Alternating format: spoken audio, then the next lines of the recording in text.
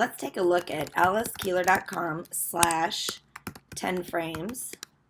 This is by Christine Pinto from when she was teaching 4-year-olds in pre-K. 4-year-olds can use spreadsheets and 4-year-olds can write spreadsheet formulas. So let's check it out. You're going to make a copy of the template. This uses conditional formatting pixel art. So one of the things that we want to have students do is to look at things multiple ways, that they don't think that there's one representation. So you'll notice that there's multiple 10-frame boxes on this sheet, and you can type any single digit number to create your 10-frame. And then the students would count up how many of each color they have. So I have 2 blacks plus 8 magentas, and that equals 10.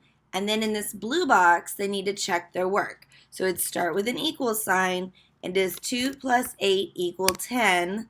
Yes. If they do it incorrectly, it gives them a red. So if I come down here, I can type any single digit I want. So this gives some students some choice and freedom. That's one of the things I always look for when I do student activities, is what choice do they get to make. Even if it's a small one, like choosing what color they fill their 10-frame, it still makes it more engaging. So here we have 4 plus 6 equals 10.